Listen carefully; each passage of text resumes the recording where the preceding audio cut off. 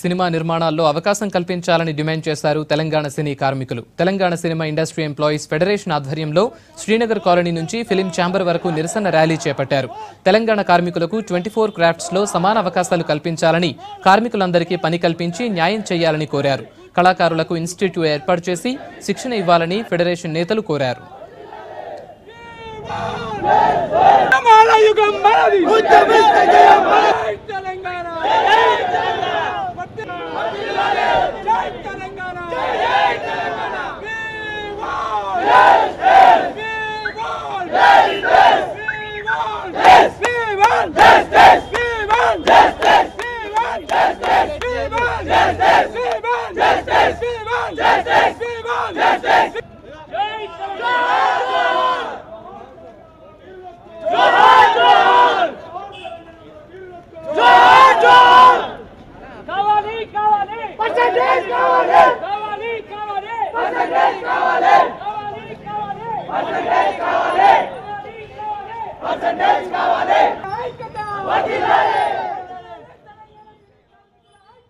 ఈ రోజు మేమందరము మొత్తం యూనిట్ కార్మికులు కానించి 24 క్రాఫ్ట్స్ దీంట్లో ఉన్నాము.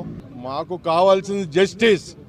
మన తెలంగాణ మనకు వచ్చినాక అడ్డెక్కడే ఎవరు వచ్చినా సవ్వాలే లేదు.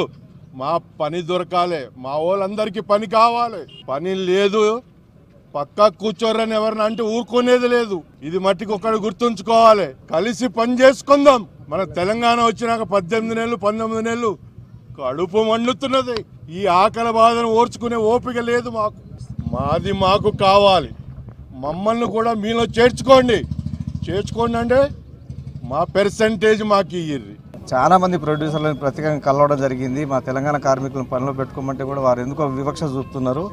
ఈ వివక్ష నేను దాదాపు 86 నుంచి కూడా చూస్తున్నాను. వారి పర్సనల్ ఆఫీస్లో కూడా ఎంప్లాయ్మెంట్ మొత్తం వారి సామాజిక వర్గాలను పెట్టుకుంటూ రావడం జరిగింది.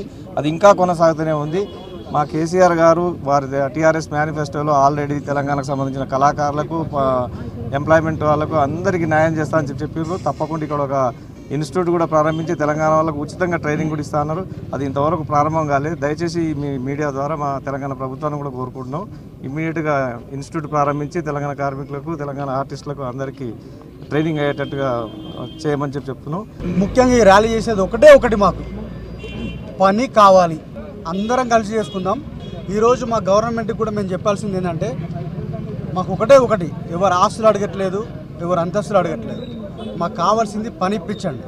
ఎందుకంటే మా డాన్సర్స్ కానీ, ఇక్కడ ఉన్న మేకప్ వాళ్ళు కానీ, ఇంకా ఆర్ట్ డైరెక్టర్స్ కానీ, ఇక్కడ 24 క్రాఫ్ట్స్ చాలామంది ఆకలి బాధతో ఉన్నారు.